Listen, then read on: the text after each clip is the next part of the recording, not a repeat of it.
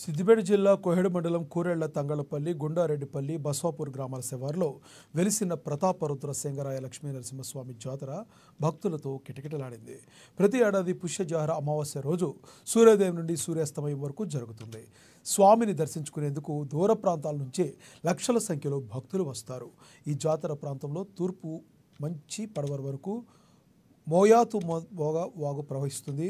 అందులో స్నానాలు ఆచరిస్తే పాపాలు చర్మ వ్యాధులు నశిస్తాయని భక్తుల యొక్క నమ్మకం. స్నానాలు చేసిన అనంతరం గుట్ట మీద ఉన్న లక్ష్మీ నరసింహస్వామి వారిని దర్శించుకుంటారు. పచ్చని గుట్టల మధ్య స్వామి నమస్కారంతో మార్మోగింది. పచ్చని కొండల మధ్యన చెట్ల కింద చెలిమి నీటితో కూరగాయలు వంటలు చేసుకుని అనంతరం సహపంక్తి భోజనాలు చేస్తారు. చాలా ఫేమస్ అండి ఇది.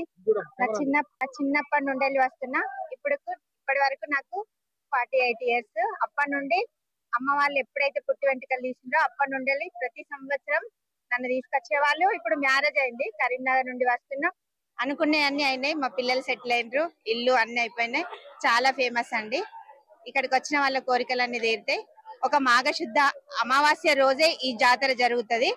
అందుకని చాలా మంది వచ్చి భక్తులు తండోపతండాలుగా వచ్చి భక్తులన్నీ కోరికలు తీర్చారు కనుక వాళ్ళ ముడుపులన్నీ చెల్లించి ప్రతి ఒక్క సంవత్సరం వచ్చి వాళ్ళ సంతోషాన్ని పంచుకొని వెళ్ళిపోతుంటారు. ప్రతి సంవత్సరం పుష్య బహుళ అమావాస్య నాడు సింగరాయ జాతర జరుగును. కావున ఈ సమయంలో మరియు సెలయేరైన తూర్పు నుండి పరమల వారే సెలయేరు, ఆ సెలయేరులో స్నానం చేసి పుష్యమాసంలో స్నానాలు ఆడితే సకల పాపాలు తొలగిపోతాయని, సకల సంపదలు అష్టైశ్వర్యాలు కలుగజేస్తాయని, మరియు ఇక్కడ ప్రావీణ్యతమైనది ఏంటిదంటే వంకాయ టమాటా చిక్కుడుగాయ కూరలతోటి శాకాహార భోజనం తోటి చేసినట్టయితే ఈ రోజు తిన్నట్టయితే సకల మాధుర్యమైన రుచికరమైన పదార్థంగా అమృతం లాగా తినడం జరుగుతుంది. కావున ఇటువంటి సందర్భాన్ని వినియోగం చేసుకున్న వాళ్ళందరికీ అష్టైశ్వర్యాలు ఇష్ట సంపత్తు కలుగజేయాలని సెలవు